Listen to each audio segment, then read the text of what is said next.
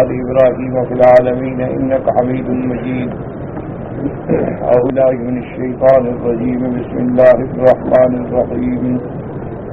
وجاهدوا في الله حق جهاده هو اجتباكم وما جعل عليكم في الدين من حرج ملة أبيكم إبراهيم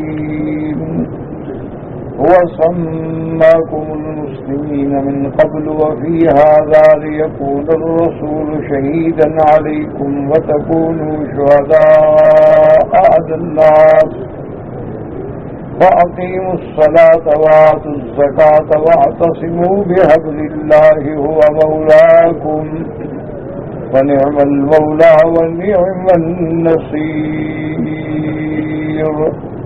قال المؤلف رحمه الله تعالى: وقال عبد الرحمن بن زيد بن أسلم هو سماكم المسلمين من قبل، يعني إبراهيم عليه السلام، وذلك قوله ربنا وجعلنا مسلمين لك ومن ذريتنا أمة مسلمة لك. قال ابن جرير: وهذا لا وجه له لأنه من المعلوم إن إبراهيم لم يسم هذه الأمة في القرآن مسلمين، وقد قال الله تبارك وتعالى هو سماكم المسلمين من قبل وفي هذا. قال مجاهد: الله سماكم المسلمين من قبل في الكتب المتقدمة وفي الذكر، وفي هذا يعني القرآن. وقد قال غيره: قلت هذا هو الصواب. اب مفسر رحمۃ اللہ علیہ اس آیت کی تفسیر اور دلائل ذکر فرما رہے ہیں کہ هو سماکم المسلمین من قبل وفی ھذا. تو اب ہوا کا ضمیر جو ہے اس سے مراد کیا؟ اس کی وجہ یہ ہے کہ بعض علماء نے فرمایا کہ اس سے پہلے چونکہ ذکر ہے سیدنا ابراہیم علیہ السلام کا کہ وما جعل علیکم فی الدین من حرج ملۃ ابیکم ابراہیم وسماکم المسلمین من قبل وفی ھذا. تو بعض مفسرین رحمۃ اللہ علیہم جیسے عبد الرحمن بن زید بن اسلم وہ فرماتے ہیں کہ اس سے مراد ابراہیم علیہ السلام ہیں کہ ابراہیم علیہ السلام نے حضور کی امت کو امت مسلمہ کا لقب عطا فرمایا اور قرآن میں بھی یہی لقب آیا. اور وہ استدلال پکڑتے ہیں کہ جب سیدنا ابراہیم علیہ السلام نے اللہ تبارک و تعالیٰ کے کعبے کی بنا مکمل فرما لی تو اس وقت آپ نے جو اور دعائیں مانگی تھیں تو ان دعاؤں میں یہ دعا بھی شامل تھی کہ ربنا وجعلنا مسلمین لک ومن ذریتنا امۃ مسلمۃ لک. تو لہذا وہ یہ فرماتے ہیں کہ ابراہیم علیہ السلام نے حضور کی امت کا لقب جو ہے امت مسلمہ رکھا ہے. لیکن مفسر ابن جریر جو ہیں، ابن جریر طبری جو ہیں، یہ بڑے عظیم مفسر گزرے ہیں اور ان کی تفسیر بھی بڑی عظیم تفسیر ہے، بلکہ بعد میں جتنی تفسیریں لکھی گئی ہیں سب نے ابن جریر سے لیا رحمۃ اللہ علیہم اجمعین.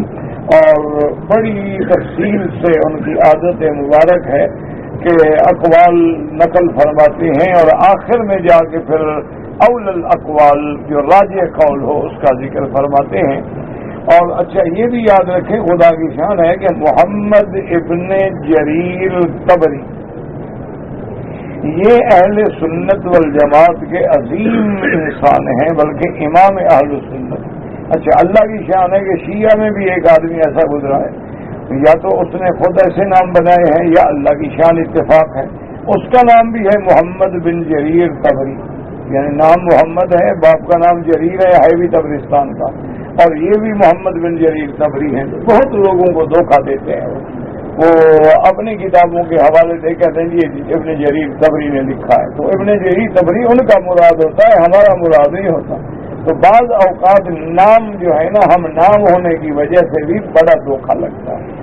حالانکہ دیانتدار آدمیوں کو چاہیے کہ اگر کوئی ایسی بات ہو تو پھر وہ وضاحت کر دیں، وہ بالکل الگ کر دیں، تاکہ اسی لیے میرے محبوب نے رحمت دو عالم نے صلی اللہ علیہ وسلم نے فرمایا کہ بھائی اگر کوئی بندہ اپنی اولاد کا نام محمد رکھے تو پھر کنیت ابوالقاسم نہ رکھے، کیونکہ دونوں کو جمع کر دو گے تو کنیت یہ ہے محمد الرسول اللہ، ابوالقاسم جو ہے کنیت حضور صلی اللہ علیہ وسلم کی ہے، اور آپ ہی کا نام جو ہے وہ محمد بھی ہے، احمد بھی ہے، صلی اللہ علیہ وآلہ آلہ وصحبہ وسلم تسلیما کثیرا کثیرا۔ تو یاد رکھیں یہ بڑی علمی بددیانتی ہوتی ہے کہ آدمی کسی کے نام سے دھوکہ دے یا اپنے نام کے ساتھ ان کا نام لگا دے اور لوگ یہ سمجھے کہ اس سے مراد وہ آدمی ہے، تو یہ بڑی علمی بددیانتی ہے اور خیانت ہے اور شرعاً بھی ناجائز ہے۔ تو یہ روافض خیر شیعہ حضرات اس میں بڑے بہادر ہیں نا، وہ تو روایات بنانے میں اور جھوٹی حدیثیں بنانے میں اور جھوٹے اقوال نقل کرنے میں وہ تو امام ہیں نا، پھر ان کا تو اس جھوٹ بنانے میں تو کوئی مقابلہ ہی نہیں کر سکتا۔ تو اس لیے انہوں نے ایک آدمی اللہ جانے خود پیدا کیا یا اس کا قدرتی طور پہ نام ایسا تھا، تو بہرحال اس کا نام بھی محمد ابن جریر الطبری ہے اور اس کا نام بھی محمد ابن جریر الطبری ہے۔ اسی طرح بہت بڑے مغالطے ہوتے ہیں، اس محمد ابن شہاب زہری ہیں، اسی طرح اور اسی لیے اب دیکھیں گے جب آپ حدیث بنیں گے نا تو حدثنا حمید، رستہ چھوڑ دو یا رستہ چھوڑ دو، تو اب حمید تو کئی ہے نا، اس لیے آگے کہیں گے حدثنا حمید طویل، وہ لمبے قد والا، تاکہ دھوکہ نہ لگے، مغالطہ نہ بنے۔ اسی لیے ہمیشہ محدثین جو ہے نا وہ پورا نام لکھیں گے محمد ابن اسماعیل، محمد ابن اسماعیل البخاری رحمہ اللہ تعالی۔ تو یاد رکھیں بہرحال ابن جریر طبری فرماتے ہیں کہ یہ کوئی بات نہیں، یہ قول ضعیف ہے کہ ابراہیم علیہ السلام نے اس امت کا نام رکھا۔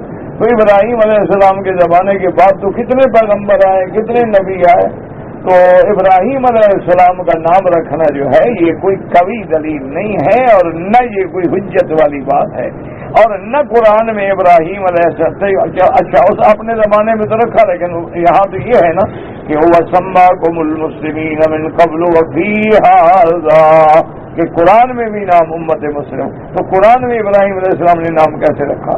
تو لہذا بہرحال وہ فرماتے ہیں کہ جیسے کہ اس حضرت مجاہد رحمت اللہ علیہ نے فرمایا هو سماکم المسلمین من قبل وفی ھذا، قال مجاہد رحمہ اللہ اللہ سماکم المسلمین، اللہ تبارک و تعالی نے نام رکھا مسلمین۔ من قبل سے کیا مراد ہے؟ فی الکتب المتقدمہ، جو پہلی کتابیں گزر چکی ہیں تورات میں انجیل میں، تو جہاں حوالے آئے ہیں حضور صلی اللہ علیہ وسلم کے، تو وہاں حضور کی صحابہ کا بھی ذکر ہے اور حضور کی امت کا بھی ذکر ہے، حضور صلی اللہ علیہ وسلم کی صفات ہیں، میرے محبوب کی صفتیں تورات میں، انجیل میں، کتب میں، صحائف میں اتنی تفصیل سے صفتیں تھیں کہ کوئی بھی دیانتدار تورات پڑھ کے جب دیکھتا تو کہتا ھذا محمد الرسول اللہ صلی اللہ علیہ وآلہ آلہ واصحابہ وسلم تسلیما کثیرا کثیرا۔ اسی لیے جب میرے آقا اپنے چاچے کے ساتھ ابی طالب کے ساتھ ملک شام کے لیے تجارتی قافلے میں جا رہے تھے تو راستے میں ایک راہب نے دعوت کی، تو ابی طالب بڑے حیران ہوئے، انہوں نے کہا کہ یہ راہب تو کبھی اپنے عبادت خانے سے باہر نہیں آیا اور نہ یہ کسی کو ملتا ہے اور آج یہ ہمیں دعوتیں کر رہا ہے۔ وہ بڑے حیران ہوئے اور انہوں نے کہا کہ جی ہماری تو سعادت ہے کہ ہم آپ کی دعوت کھائیں گے۔ تو جب کھانے پر سارے اکٹھے ہو گئے تو راہب بار بار ادھر ادھر دیکھے اور اس نے پوچھا کہ ابھی طالب حل باقی احد، کوئی بچہ، کوئی آدمی، کوئی ساتھی باقی رہ گیا ہے؟ انہوں نے کہا ہاں میرا بھتیجا ہے ابن عمی محمد صلی اللہ علیہ وسلم۔ حضور تو ابھی بچپنا تھا نا، جوانی تھی، ابھی نبوت کے ملنے کی تو بات ہی نہیں تھی، تو انہوں نے کہا ہاں میرا بھتیجا ہے محمد ابن عبداللہ اور وہ سامان کی نگرانی کے لیے پیچھے رہ گئے ہیں۔ اور نے کہا ابھی طالب اسی کے لیے تو میں نے دعوت دی ہے، میں نے تم لوگوں کو تھوڑی دعوت دی ہے، ہمیشہ گزرتے رہتے ہیں، پہلے میں دعوت دے دیتا، میں نے تو دعوت ہی اسی کے لیے دی ہے جس کو تم پیچھے چھوڑ کے آئے، اس کو بلاؤ۔ فوراً پھر ابھی طالب نے بھیجا۔ تو بعض روایات میں یہ بھی آتا ہے کہ راہب نے کہا کہ ابھی طالب ادھر آؤ، میں تمہیں بتاؤں کہ یہ شخص جو ہے یہ نبی هذه الامت، اس امت کا نبی ہوگا۔ تو ابھی طالب بڑے حیران ہوئے، انہوں نے کہا کیسے؟ انہوں نے کہا کہ ایک تو بات یہ ہے کہ میں تورات کا عالم ہوں اور میں نے تورات کی نشانیاں پڑھی ہیں، اور انہوں نے کہا ادھر آؤ، دیکھو دیکھو ادھر دیکھو، جہاں حضور آ رہے ہیں دیکھو اوپر بادل سایہ کر رہے ہیں، دیکھا ہے؟ تو ابو طالب دیکھ کے حیران ہو گئے۔ اچھا اس نے کہا اچھا بات سنو، دوسری میری بات سنو کہ محمد ابن عبداللہ صلی اللہ علیہ وسلم وہ کبھی شام نہ لے جائیں۔ اس نے کہا کیوں؟ نے کہا وہ اس کے تو یہودی دشمن ہیں اور انتظار میں بیٹھے ہوئے ہیں، ان کو موقع ملے گا تو وہ تو حملہ کر دیں گے، فوراً واپس کرو مکہ۔ ابھی طالب کہتا ہے میں حیران پریشان، لیکن وہ آدمی اتنا بڑا تھا کہ اس کی بات بھی نہیں ٹال سکتا، تو ابھی طالب نے فوراً حضور کو واپس کروا دیا، راستے سے واپس کر دیا۔ اچھا خدا کی شان یہ ہے کہ حضور جو ہی واپس ہوئے تو دوسرے دن صبح ابھی طالب کا قافلہ نہیں چلا تھا کہ یہودی ڈھونڈتے ڈھونڈتے راہب کے پاس پہنچ گئے کہ بھئی کوئی آدمی مکہ سے اس نام کا گزرا ہے، اس نے کہا اب نہیں ہے، تو وہ بھی انتظار میں تھے۔ تو اس طرح حضور کی علامات واضح تھیں کہ جو بھی دیانت امانت سے وہ کتابیں پڑھتا تھا تو یعرفونہ کما یعرفون ابناءہم، جیسے بندے کو اپنی اولاد میں شبہ نہیں ہوتا، اسی طرح میرے مدنی محمد مصطفیٰ صلی اللہ علیہ وآلہ آلہ وصحبہ وسلم تسلیما کثیرا کثیرا۔ ابھی طالب فرماتے ہیں کہ حضور کا بچپن تھا اور میرا دل کرتا تھا کہ میرے محبوب میرے ساتھ سوئیں، میں بڑی منت کرتا حضور کو کہ حضور ایک بستر پہ میرے ساتھ لیٹا کریں، کیونکہ بھتیجے تھے، اولاد کی طرح سے بیٹے تھے، لیکن حضور صلی اللہ علیہ وسلم نہیں مانتے تھے۔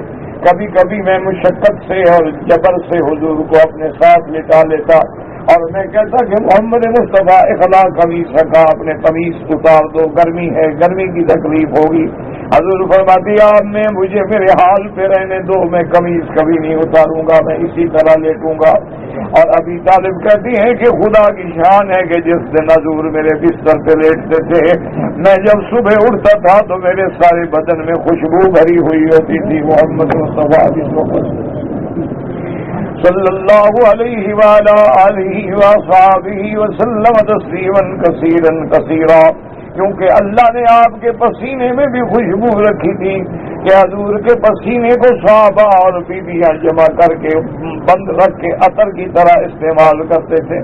حضور صلی اللہ علیہ وآلہ وسلم کے بارے میں ابھی طالب فرماتی ہیں کہ میں نے حضور کے بچپن میں ایسا بچہ کبھی نہیں دیکھا ہے، حضور کا اٹھنا، حضور کا بیٹھنا، حضور کا سوچنا، اور حضور نے کبھی گلی کے بچوں کے ساتھ نہیں کھیلا۔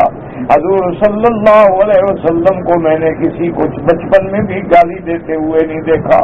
اور ابھی طالب کہتی ہیں کہ جب حضور چھوٹے تھے، جب کعبۃ اللہ میں تشریف لے آتے اور آپ کے دادا سردار تھے عبد المطلب، تو ان کے لیے جو جگہ بنائی جاتی تھی، جو گدا بچھایا جاتا تھا، حضور چھوٹے تھے آ کے فوراً اس گدے پہ بیٹھتے تھے، نیچے نہیں بیٹھتے تھے۔ تو بعض ساتھی روکنے کی کوشش کرتے رہے کہ عبد المطلب کہتے خلو خلو، کچھ نہ کہو میرے بچے کو، ان ابنی ھذا لہ شان، معلوم ہوتا ہے یہ میرے بچہ بھی عظیم انسان دنیا میں پیدا ہوگا۔ ان کو ابھی نبوت کا پتہ نہیں تھا، لیکن وہ سمجھتے تھے کہ جو عادات ہیں کہ کسی سے بولتے نہیں ہیں، بلا وجہ بات نہیں فرماتے، کبھی بچپن میں بھی زبان مبارک سے گالی نہیں نکلی، کبھی بچپن میں بھی گلی میں کسی بچوں سے نہیں کھیلتے۔ اور ابھی طالب کہتے ہیں میں جب دیکھتا بچپن میں بھی حضور بیٹھے ہیں تو فکر میں ہے، سوچ میں ہے، میں حیران ہوتا کہ اس عمر کے بچے کو کیا سوچ لگی ہوئی ہے۔ لیکن فرماتی ہیں مجھے تو پھر اس دن پتہ لگا جس دن حضور نے اعلان کیا نا محمد الرسول اللہ، صلی اللہ علیہ وعلی آلہ واصحابہ وسلم تسلیما کثیرا کثیرا۔ اب مفسر فرماتے ہیں قل تو ھذا هو الصواب، یہی قول زیادہ راجح ہے کہ اللہ نے حضور کی امت کا نام سابقہ کتابوں میں بھی امت مسلمہ اور اس قرآن مقدس میں بھی امت مسلمہ رکھا، تو اس لیے فرمایا هو سماکم المسلمین، کیونکہ اس کے بعد ہے هو اجتباکم، اسی اللہ نے امت کو چن لیا ہے، تو اس سے مراد اللہ نے چن لیا، ابراہیم علیہ السلام نے نہیں چنا ہے، تو لہذا جیسے هو اجتباکم کا ضمیر جو ہے وہ اللہ کی طرف راجع ہے، هو سماکم المسلمین کا ضمیر جو ہے وہ بھی اللہ کی طرف راجع ہے، هو اجتباکم وما جعل علیکم فی الدین من حرج ثم حسن وغرام علامہ جعل الرسول صلوات اللہ وسلم علیہ بأنه ملت ابیہ ابراہیم الخلیل، اور اس کے بعد حضور پاک صلی اللہ علیہ وسلم کی امت کو تیار کرتے ہیں کہ حضور جو کچھ لے کے آئے ہیں نئی بات نہیں ہے بلکہ آپ ملت ابراہیم پہ ہیں۔ اس لیے قرآن نے وضاحت کر دی، مشرکین مکہ کہتے تھے ہم ملت ابراہیم پہ ہیں، یہودی کہتے تھے ہم ملت ابراہیم پہ ہیں، نصرانی کہتے تھے ہم ملت ابراہیم پہ ہیں۔ اللہ نے قرآن میں فیصلہ فرما دیا ما کان ابراہیم یہودیا ولا نصرانیا ولکن کان حنیفا مسلما وما کان من المشرکین۔ یاد رکھیں حنیف کا معنی حنف کہتی ہیں میل، الحنف المیل میلان کرنا، تو حنیف کا معنی کیا ہے؟ المائل عن الادیان کلھا الی الاسلام، تمام دین کو چھوڑ کے اسلام کی طرف مائل ہونے والا، تو لفظ حنف جو ہے اس کا معنی میل ہوتا ہے۔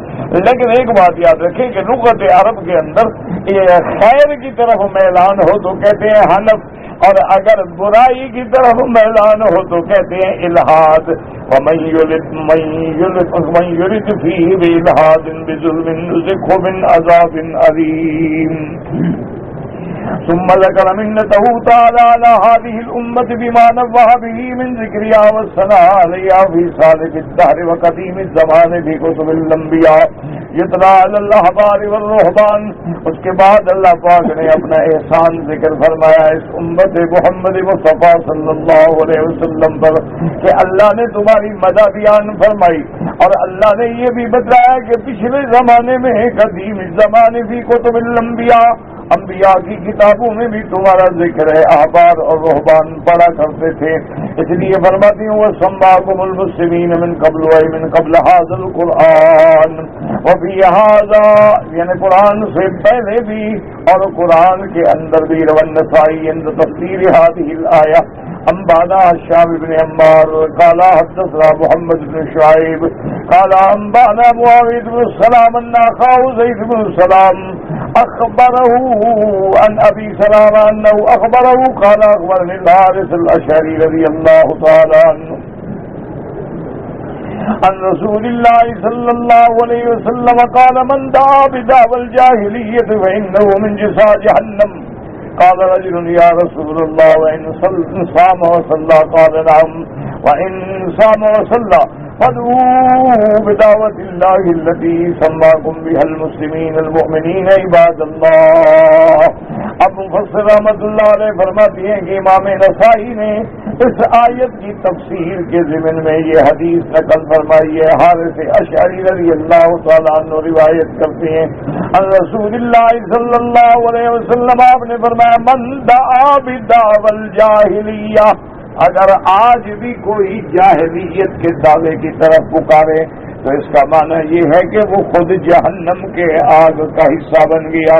صحابی نے پوچھا یا رسول اللہ چاہے وہ روزہ بھی رکھتا ہو نماز بھی پڑھتا ہو؟ فرمایا چاہے روزہ بھی رکھے یا نمازیں بھی پڑھے، لیکن جب اس نے اس امت کا نام جاہلیت کے مطابق رکھا تو گویا اپنے آپ کو جہنمی بنا دیا۔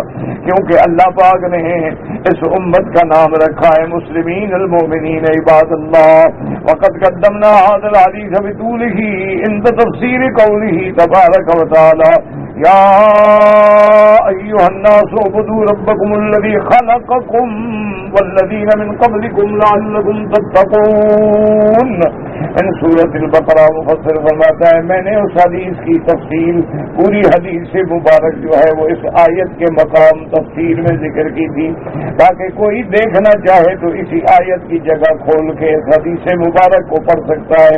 ولہذا قال لیکون الرسول شہیدا علیکم.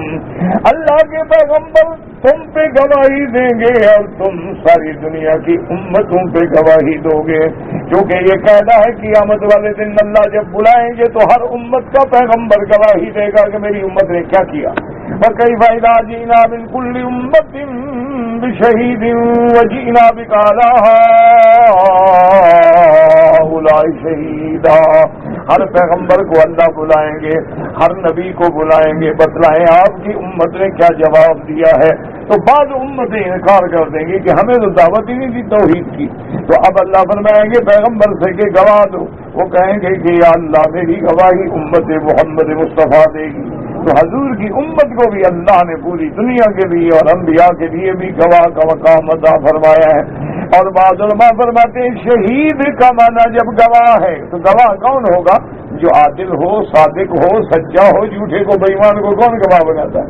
تو جس امت کو اللہ نے گواہ چن لیا ہو اس سے بڑی شان اس کی کیا ہو سکتی ہے. انما جعلناکم ہکذا امۃ وسطا عدولا خیارا مشہودا بعدالتکم عند جمیع الامم. اللہ پاک نے آپ کو امت وسط بنایا, آپ کو امت عدل والی بنایا, آپ کو بہتر امت بنایا, آپ کو شہداء بنایا اور تمام امت پر آپ کی گواہی کو قیامت میں قبول فرمائیں گے. لتکونوا یوم القیامہ شہداء علی الناس لأن جميع الأمم معترفة يومئذ بسيادتها وفضلها على كل أمة سواها. اور قیامت والے دن جتنی امتیں ہوں گی وہ میرے مدنی کی امت کی فضیلت کی گواہی دیں گی, حضور کی امت کے شرف کی گواہی دیں گی. فلہذا تقبل شہادتهم علیہم یوم القیامت بھی ان الرسل بلغتهم رسالات ربهم. اللہ قیامت میں حضور کی امت کی گواہی قبول فرمائیں گے کہ ہر پیغمبر نے اپنے امت کو دعوت توحید پہنچائی ہے. والرسول یشهد علی هذه الامة انه بلغ ذلك. اور رسول بھی گواہی دیں گے کہ ہم نے اپنی امتوں کو پہنچایا ہے. وقد تقدم الكلام على هذا عند قوله تبارك وتعالى. اب مفسر فرماتا ہے اس چیز کی بات زیادہ تفصیل سے دیکھنی ہے تو جب آیت گزری تھی تو میں نے بحث کر دی تھی. وكذلك جعلناكم أمة وسطا لتكونوا شهداء على الناس ويكون الرسول عليكم شهيدا. وذكرنا حديث نوح وامته بما اغنى عن عيادته. وہم نے حضرت نوح اور ان کی امت کا قصہ ذکر فرما دیا. اب اللہ نے فرمایا میرا مدنی جب ہم نے آپ کی امت کو یہ شان بخشا ہے تو اپنی امت کو ہدایت کریں. وَأَقِيمُوا الصَّلَاةَ وَآتُوا الزَّكَاةَ. نماز قائم کریں, زکات ادا کریں. کیا مانا؟ کیونکہ نماز جو ہے وہ حقوق اللہ میں ہے اور زکات جو ہے گویا بندوں کا حق ہے. اور نماز جو ہے وہ عبادت بدنی ہے اور زکات جو ہے وہ عبادت مالی ہے. ان دو چیزوں کا ذکر کر کے ساری عبادتیں اسی کے تابع آ گئیں کہ آپ نے فرمایا نماز قائم کرو. قابلوا هذه النعمة العظيمة بالقيام بشکریہ. اللہ نے جو آپ کو یہ شان دی ہے کہ خیر امتن وسطا امتن مسلمہ, اللہ نے جو شان دیا ہے تو اس کا حق ادا کرو. حق ادا کیا ہے کہ نمازیں قائم کرو. نماز قائم کرنے کا کیا مانا کہ نماز کو اس کے اوقات میں ارکان کے ساتھ حدود شہود شروط کے ساتھ پورا پڑھو.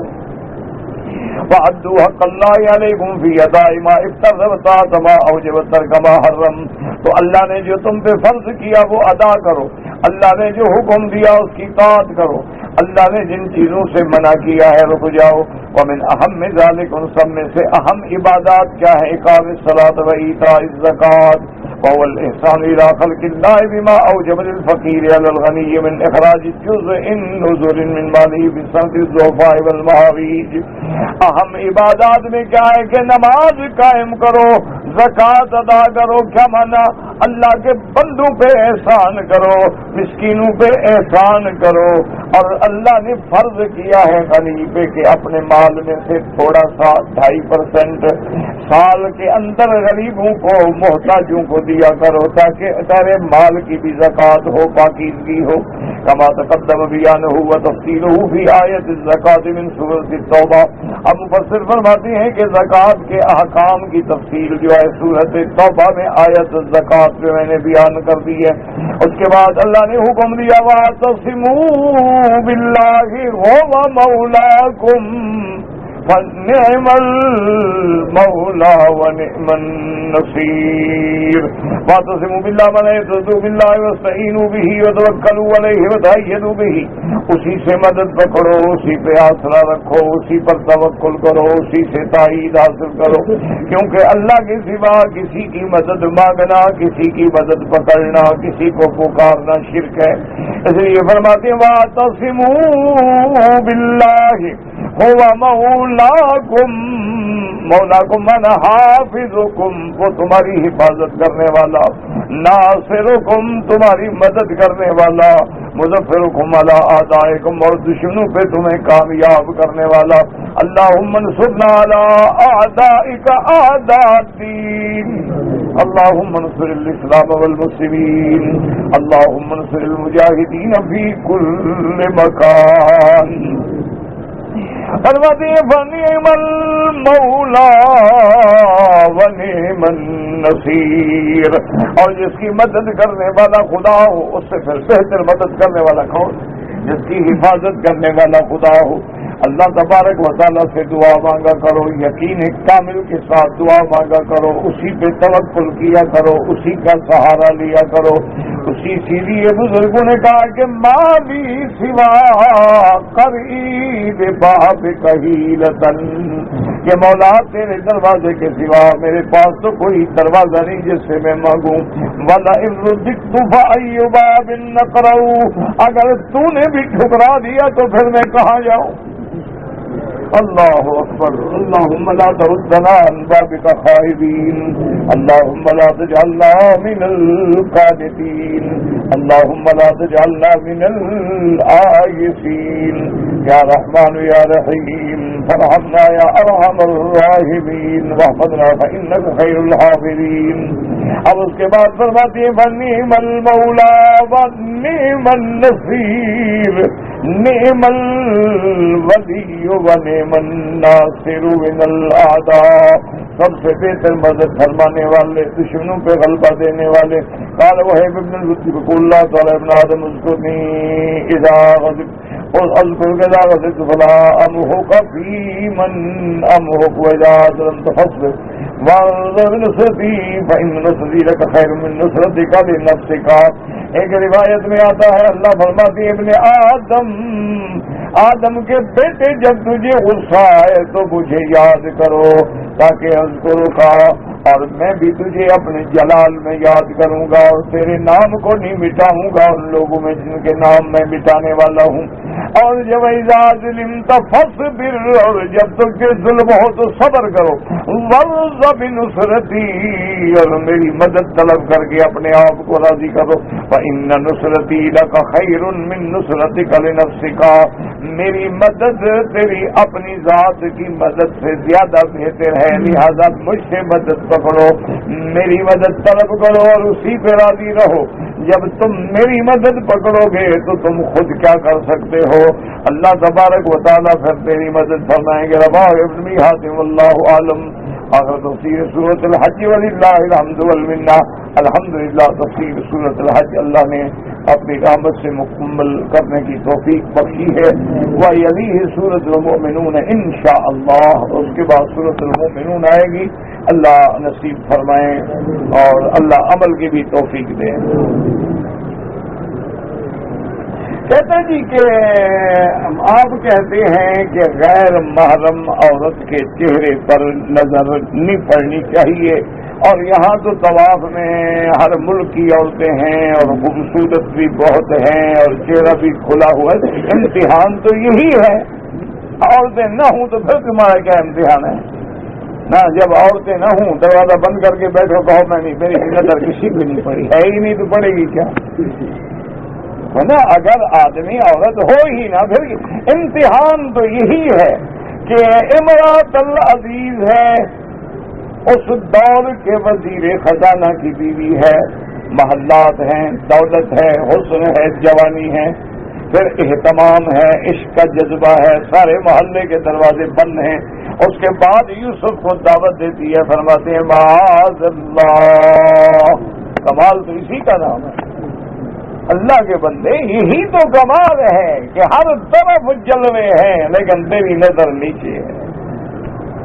اگر تم نے جنت کے حلوے کھانے ہیں نا پھر ان جلووں سے بچ جاؤ۔ ہمارے بزرگ ہیں حضرت حکیم اختر صاحب، اللہ ان کو عطا فرمائے، تو انہوں نے اپنی کتابوں میں لکھا ہے کہ نظر نیچے کر کے جلووں سے بچتا جا اور میٹھے میٹھے حلوے کھاتا جا، کیونکہ حدیث ہے، یہ انہوں نے خود نہیں لکھا، حدیث مبارک کا ترجمہ کیا، اللہ کے نبی پر تم آنکھیں نیچے کر لو گے اللہ تیرے دل میں ایمان کی حلاوت پیدا فرما دیں گے۔ یہی تو ہے نا میرا بھائی، امتحان تو اسی کا نام کہ نظر نیچے ہو اور اتفاق سے پڑے تو جھک جائے بس۔ تو مثال ہے، میں اس کے شاید تجھے مسئلہ سمجھ آ جائے۔ ایک دفعہ کہتے ہیں اللہ عالم صحیح بات ہے غلط ہے تو تاریخی قصہ ہے، تاریخی قصوں کا روایت اعتبار تو ہوتا کوئی نہیں، تو کہتے ہیں کہ وہ جو مجنو آپ نے سنا ہے نا، کیس جس کا لقب تھا مجنو دیوانہ، یہ یہیں کے تھے، طائف کے تھے، اور لیلا بھی یہ طائف کے قریب جگہ ہے جہاں یہ رہنے والی تھی، اور کیس بھی اسی جگہ کا تھا۔ تو بہرحال وہ اس کے عشق میں مبتلا تھا، تو ایک دن سڑک کے کنارے بیٹھا تھا، ریت پہ نام لکھ رہا تھا، لیلا لیلا لیلا لیلا، لگا ہوا اپنا مست تھا۔ میرے جیسے کوئی ٹوٹے پھوٹے مولوی گزرے، نماز کا وقت تھا، انہوں نے اذان دی اور یہ اپنا شور کر رہا ہے لیلا لیلا لیلا۔ تو ایک مولوی کو غصہ آیا، اس نے کہا یہ بدبخت ہمیں نماز بھی نہیں پڑھنے دے گا، یہ اذان میں شور مچاتا رہا ہے، تو اب ہم جب نماز پڑھیں گے لازمی بات ہے آواز آئے گی، توجہ بٹے گی۔ تو وہ مولوی صاحب غصے میں آئے اور انہوں نے کہا کہ بے وقوف آدمی ہو، کیا تم نے شور مچا رکھا ہے، لیلا لیلا لیلا، تو اذان ہو رہی ہے، نماز ہو رہی ہے، کچھ دیر تو حیا کرو۔ اس نے بڑے غور سے دیکھا، اس نے کہا مولوی صاحب میں ایک عورت کے عشق میں مبتلا ہوں، میں لیلا لیلا کر رہا تھا، میں نے تو تمہاری اذان نہیں سنی، تم اللہ کے عشق میں میری آواز کیسے سن لی تم؟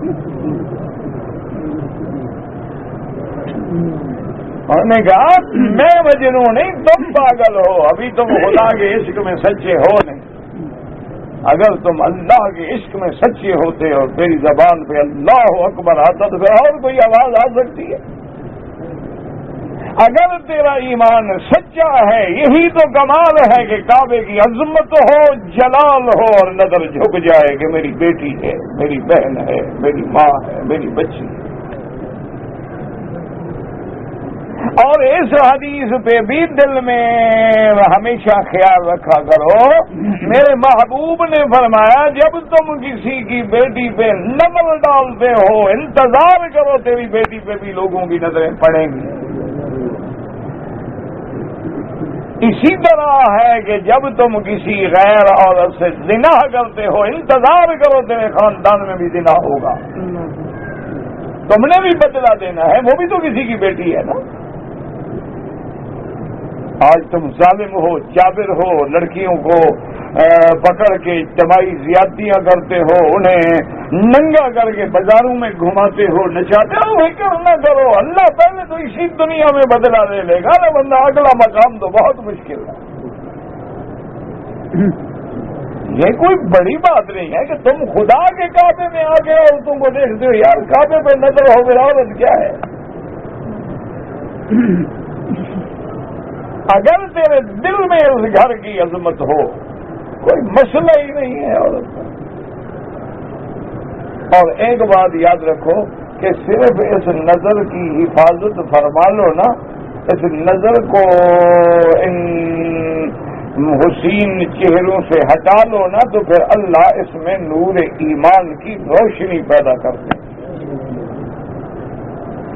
اچھا ویسی عورت کو یہ تو اسی اپر چمبر کو دیکھ کے حیران رہتے نیچے کیا ہے بھلا؟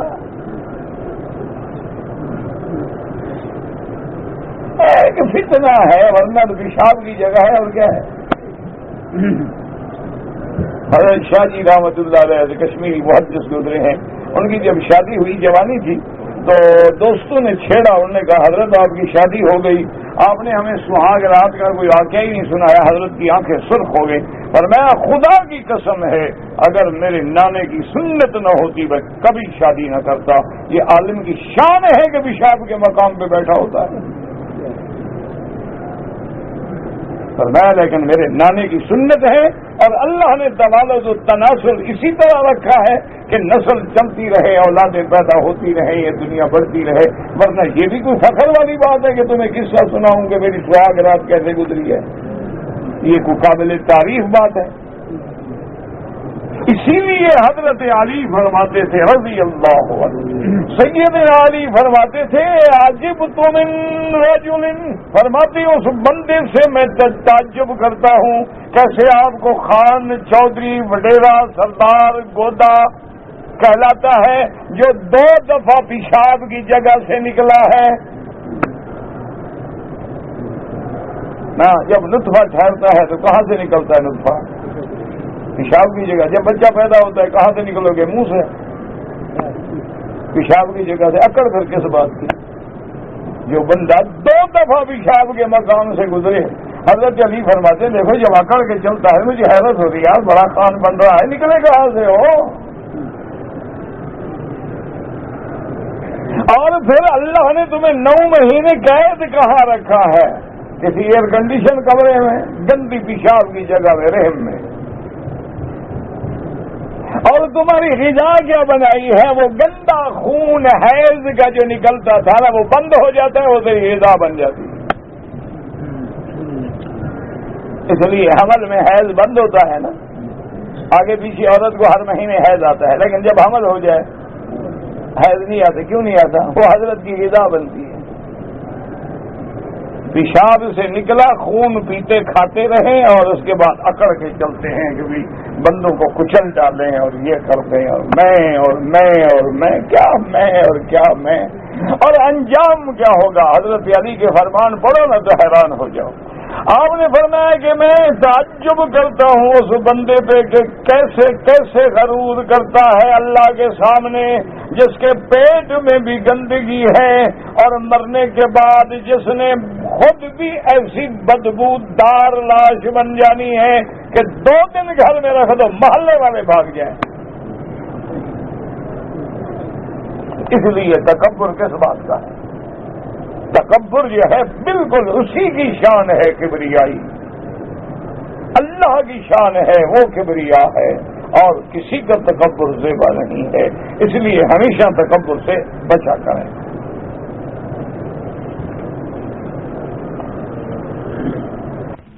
عورت کا سسر بوڑھا ہو تو عورت اپنے سسر کے پیر دبا سکتی ہے. بہتر تو یہ ہے کہ نہیں، بہتر یہ ہے کہ نہ دبائے، کیونکہ آدمی جتنا بھی بوڑھا ہو جائے فتنے سے نہیں بچ سکتا. ایک بزرگ تھے، ان کی عمر تھی 90 سال. تو کوئی عورت آتی نا دعا کرانے، طویل لکھنے، تو لکھانے شکھانے، بزرگوں کو آتے رہتے، تو حضرت اپنے خادم کو حکم دیتے کہ کوئی عورت آئے نا تم نہ اٹھا کرو، میرے ساتھ بیٹھے رہا کرو. وہ انہیں کہا حضرت آپ کی عمر 90 سال ہے اور نوجوانوں کو آپ آنے نہیں دیتے، جو آتی ہیں وہ بھی 80-90 سال کی.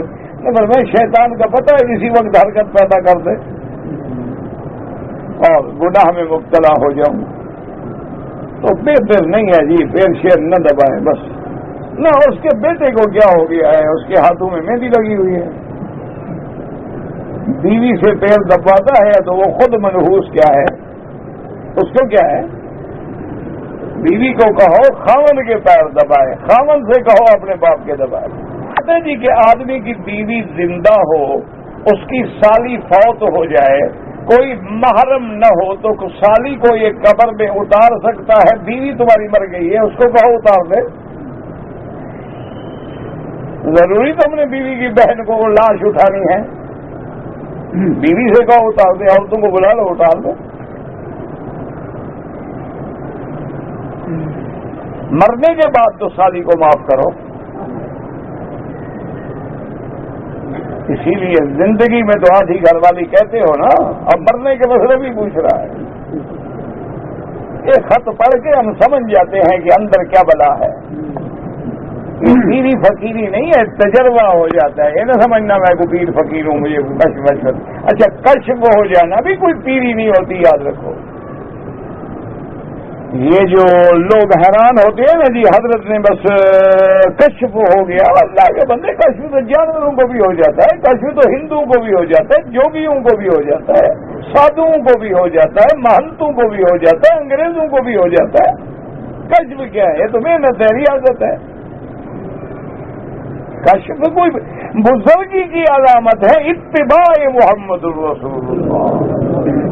اگر وہ حضور کی ہر سنت پہ تابع ہے، سمجھ لو ولی اللہ۔ کشف کیا ہے؟ مرغا جو اذان دیتا ہے اس کو کون بتاتا ہے کہ صبح کا وقت ہو گیا اذان کہو؟ اس کو بھی کشف ہوتی ہے، بزرگی ہو گئی کشف۔ لوگ سمجھتے ہیں کشف ہو جائے بڑا پیر ہے جی، میں داخل ہوا پیر صاحب نے میرے دل کی بات بتلا دی۔ وہ بابا تجربہ ہوتا ہے، یہ 5 روپے لے کے ہاتھ دیکھنے والے بھی بتا دیتے ہیں، یہ بھی پیر ہے منحوس۔ یہ تو تجربہ ہے، عادت ہو جاتی ہے۔ جیسے ڈاکٹر کے پاس مریض ایسے داخل ہونا اس کو اندازہ ہو جاتا ہے یہ تو ٹی بی پیشنٹ ہے، یہ تو یرکان کا ہائپرٹائٹس کا مریض ہے، یہ تو ملیریا لگتا ہے، اس بندے کو تو معلوم ہوتا ہے گردے کی تکلیف ہے۔ ان کا تجربہ ہو جاتا ہے، اس میں کوئی بزرگی شزرگی نہیں ہوتی۔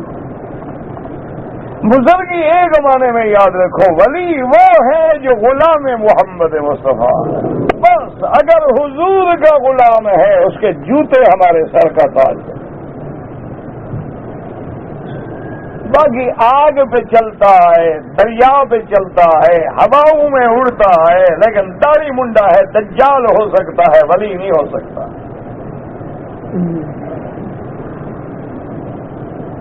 جس کو حضور کی شکل ہی پسند نہیں وہ ولی کیسے بن گیا؟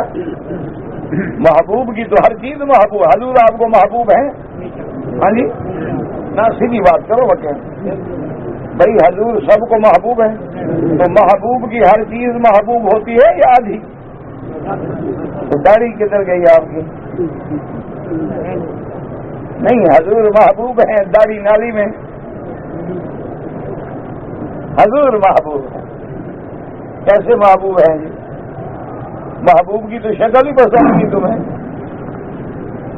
انا للہ و انا الیہ راجعون، زبانی کلامی لاکھ کہتے رہو محبوب ہیں۔ محبوب کا معنی ہوتا ہے کہ اپنے جس کا محبوب ہے اس کی غلامی اتباع کرے، اطاعت کرے۔ کہتے جی پوست کی کاشت جائز ہے، جس سے افیون بنتا ہے، بالکل حرام ہے۔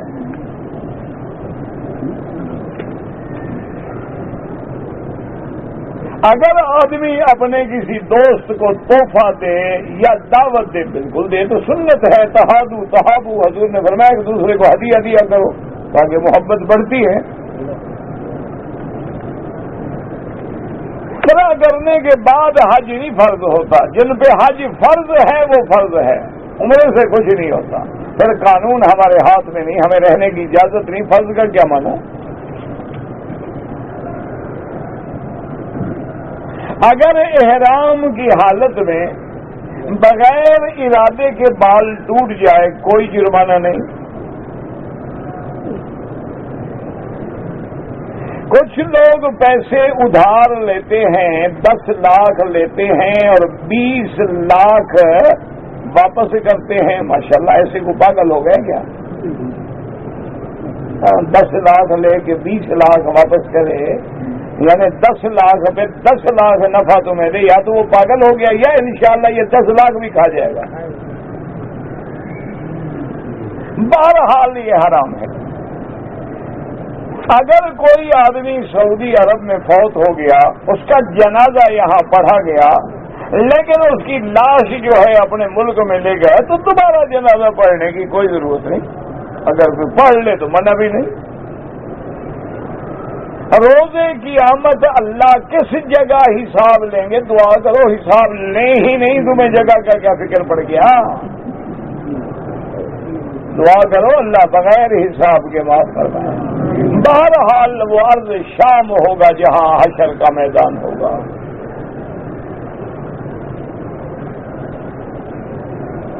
जब कोई औरत उम्रे की हालत में नुकाब इस्तेमाल करे, अगर उसने सारे उम्रे में पहना रखा है, बिल्कुल नहीं हटाया, दम पड़ जाएगी। हाँ, हुक्म ये है कि औरत ऐसे कपड़ा सिर्फ मुंह पे न डाले, देखे कि मर्द हैं तो फिर लटका ले।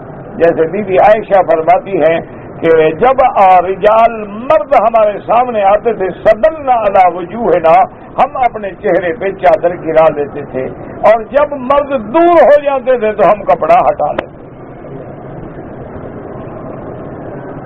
अब का एक तालिब सफर पे जा रहा है, अल्लाह हर मुसाफिर की हिफाजत फरमाए, अल्लाह हमारे बच्चों की भी हिफाजत फरमाए, हर मुसलमान की हिफाजत फरमाए, बासाए सफर से और परेशानियों से महफूज फरमाए। सब उसकी हिफाजत में, उसके सिवा कोई हिफाजत नहीं कर सकता। एक बच्चा है, हमने उसको गोद में लेके पाला है, जवान किया है, मोतबन्ना है, अब बड़ा हो गया है, तो शरअन तो वो तुम्हारा बेटा नहीं है। शरअन तो या हकीकी बेटा बेटा होता है या रिजाई बेटा बेटा होता है। अगर हम 2 आदमियों ने उम्रा किया, उम्रा करने के बाद अपने बाल जो थे खुद काट लिए, बिल्कुल ठीक है, कोई मना नहीं, अपने बाल खुद साफ कर ले, या दोनों साथी हैं एक दूसरे के सर पे सेफ्टी फेरते, कोई बात नहीं।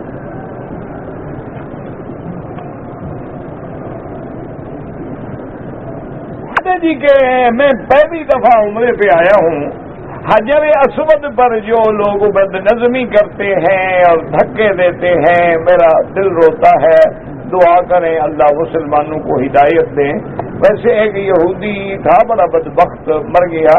उसने कहा था कि जिस दिन मुसलमान सही लाइन लगाना सीख जाएंगे ना, उस दिन कुफ्र हार जाएगा, क्योंकि इनमें डिसिप्लिन नहीं है तो ये हमेशा मार खाते रहेंगे।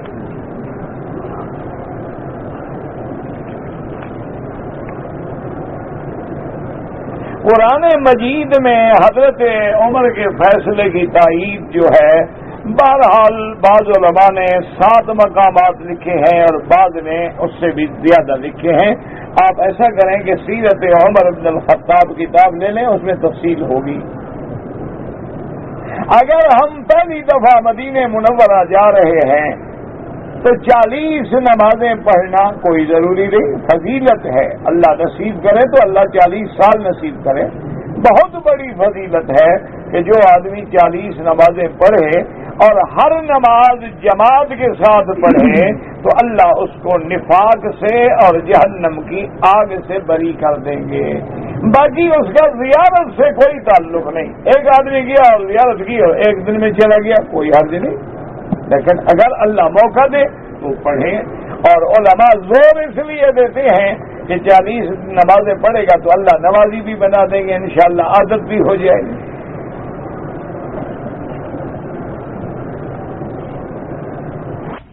मुनव्वरा में हुजूर को और सहाबा किराम को हाजिर नाजिर होने का अकीदा रखना कुफ्र है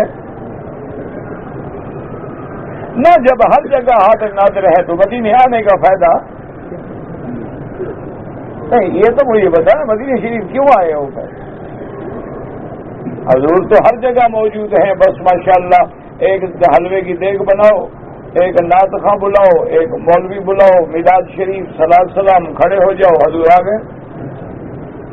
अच्छा, ये भी नहीं मानते अल्लाह के बंदे भी हुजूर तो आ गए, तुम्हारे पास जो वहां सलाम पढ़ रहे हैं उन बेचारों के सलाम किधर गए?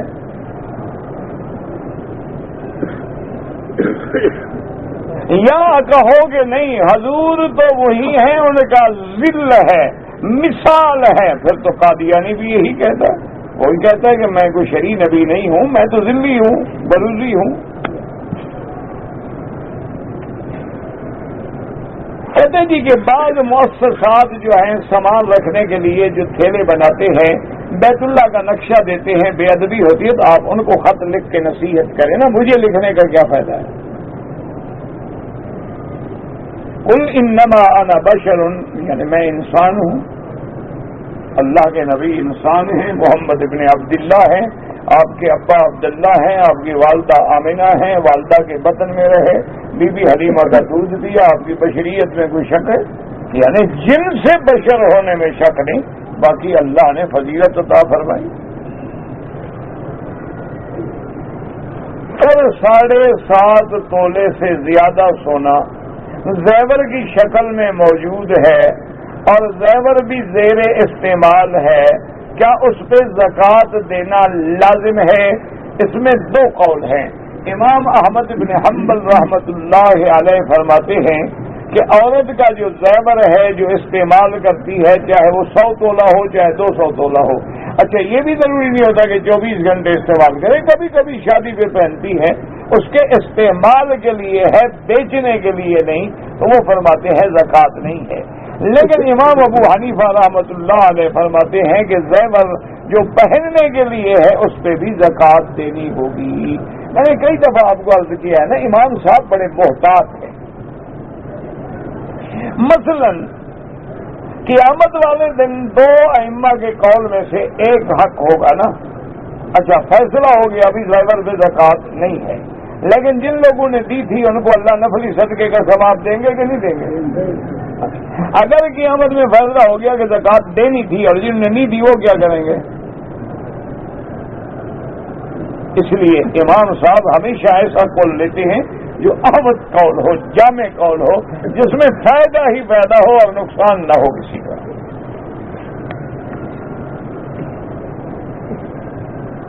بیوی نے حیض سے فارغ ہونے کے بعد غسل کر لیا، غسل کرنے کے بعد انہوں نے عمرہ کر لیا، عمرہ کرنے کے بعد بھی ان کو خون کے کچھ قطرات محسوس ہوئے، اصل میں گرمی بھی ہے اور دوڑنے سے چلنے سے بھی ہو جاتا ہے۔ پہلے آپ یہ دیکھیں کہ کیا آپ کی بیوی کے جتنے دن عادت تھی، کیونکہ بعض عورتوں کی عادت 5 دن ہے، 3 دن ہے، 8 دن ہے، تو عادت جتنی تھی وہ پوری ہو گئی۔ اگر عادت کے دن پورے ہو جائیں تو پھر بھی اسلام یہ کہتا ہے کہ عورت اپنے اندر کپاس رکھے، پھر اس کپاس پہ نظر ڈالے کہ اس پہ کوئی ہلکی سی میل تو نہیں لگتی، جب تک تسلی نہ ہو جائے اس وقت تو کپاس نہیں ہوتی۔ اسی لیے یہ بھی حکم ہے کہ عورت اپنے بدن کے اندر خوشبو رکھے تاکہ اندر کے جو جراثیم اور بدبو ہے اللہ اس سے بھی اس کو نجات عطا فرمائے۔ بعض بیماریاں اسی لیے پیدا ہوتی ہیں۔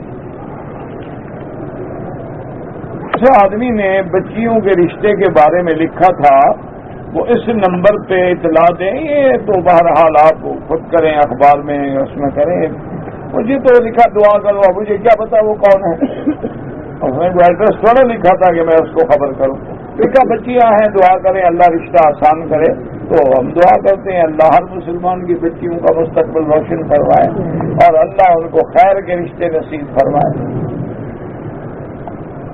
اگر ایک آدمی پہ دم پڑ گیا ہے، پیسے نہیں ہیں، کوئی بات نہیں، جب اللہ پیسے دے بھجوا کے دم کر دینا، یا پھر 10 روزے رکھ لو، کوئی مسئلہ نہیں۔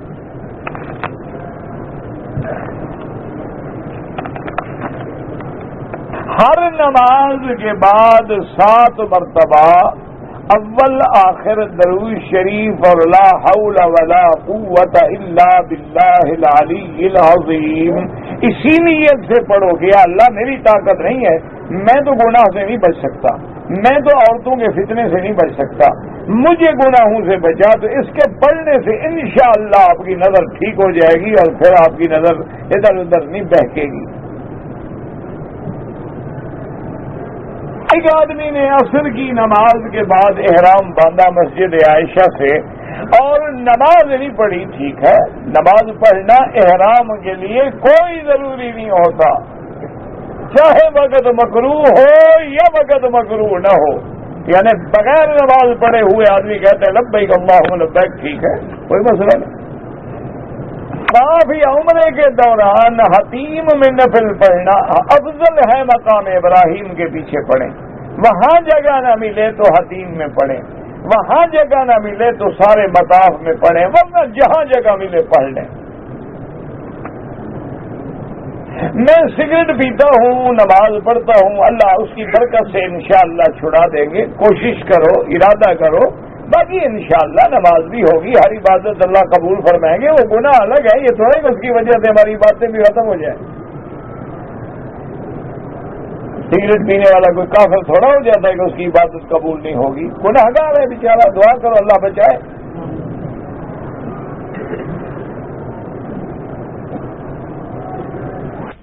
اگر عصر کی نماز کے بعد تلاوت کر رہا تھا کہ آیت سجدہ آ گئی، سجدہ کر لیا، کوئی بات نہیں۔ عورت کو بچے روکنے کے لیے منصوبہ بندی پہ عمل بالکل نہ کرے، یہ کافروں کی سازش ہے۔ ہاں، ایک یہ ہے کہ کبھی عورت مریض ہے، بیمار ہے، کمزور ہے، پہلے بچے زیادہ ہیں، سال دو سال وقفہ کر لے تو جائز ہے۔ بعض ائمہ کے نزدیک عورت بھی اسی طرح رکوع سجدہ کرے جیسے مرد کرتے ہیں، لیکن امام ابو حنیفہ رحمۃ اللہ علیہ فرماتے ہیں کہ عورت کا پردہ زیادہ مطلوب ہے، اس لیے اس کی نماز مسجد سے گھر میں پڑھنا افضل ہے۔ وہ فرماتے ہیں جب سجدہ کرے تو اپنے بدن کو زمین سے لگائے۔ پیر کا مرید ہونا چاہیے، بالکل ہونا چاہیے، لیکن پیر بھی کوئی سچا ہو۔ اور میرے چھوٹے بھائی آنکھوں کے علاج کے لیے جدہ آ رہے تھے، سوچتے رہے عمرہ کر لیں نہ کریں، پھر ہم نے جدے سے احرام باندھ لیا، ٹھیک ہو گیا، کوئی جرمانہ نہیں۔ اللہ نے عیسیٰ علیہ السلام کو اٹھا لیا تو حضرت ابراہیم کب پیدا ہوئے مجھے تو پتہ نہیں ہے، نہ تاریخ میں لکھا ہوا ہے۔ نور احمد یا نور محمد یہ نام ٹھیک ہیں، علی اکبر یا وزیر علی، رحمت علی، یہ پھر بھی کچھ گزارا ہے۔ وہ جو ہے نا نبی بخش، علی بخش، دھنی بخش، فقیر بخش، اس میں شرک کا وعدہ آتا ہے۔ کل میقات کتنے ہیں؟ 5۔ بیت اللہ کی چوڑائی کتنی ہے؟ کتاب لے لیں، تاریخ لکھی ہوئی ہے باقاعدہ، چوڑائی ہے، لمبائی ہے، اونچائی ہے، ساری تفصیل ہے۔ مدینہ منورہ سے جب میں نے احرام باندھا، 2 نفل ادا کیے، دانتوں میں خلال کیا تو خون نکلا، کچھ بھی نہیں ہوتا، کوئی حرج نہیں، کچھ نہیں، کوئی حرج نہیں۔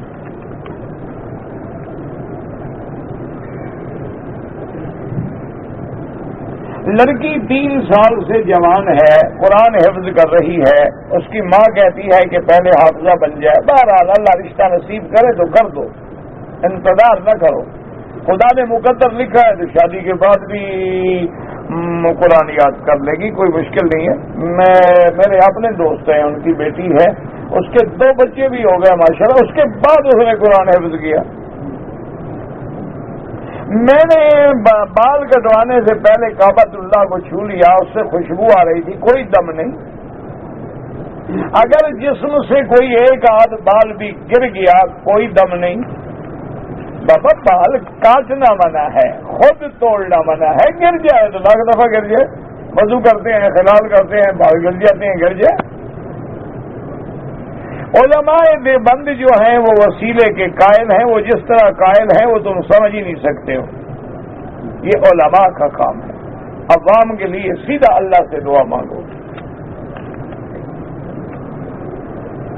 نماز کفارہ کا مسئلہ، کفارہ پتہ نہیں کیا ہوتا ہے،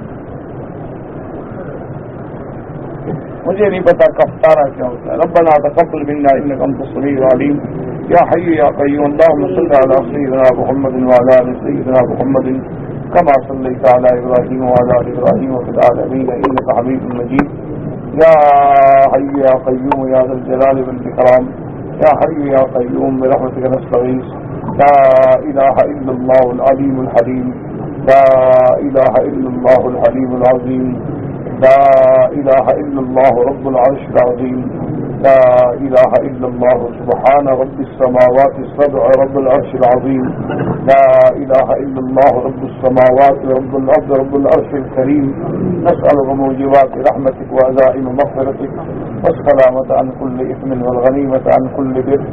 اللهم لا تدع لنا ذنبا إلا غفرته ولا هما إلا فرجته ولا عيبا إلا سترته ولا كربا إلا نصرته ولا ضالا إلا هديته ولا فسادا إلا أصلحته ولا مريضا إلا شافيته ولا مبتلا إلا عافيته ولا عدوا إلا أخذلته ولا مجاهدا إلا نصرته ولا ميتا إلا رحمته ولا حيا إلا هديته ولا حاجة من حوائج الدنيا والآخرة إلا قضيتها ويسرتها.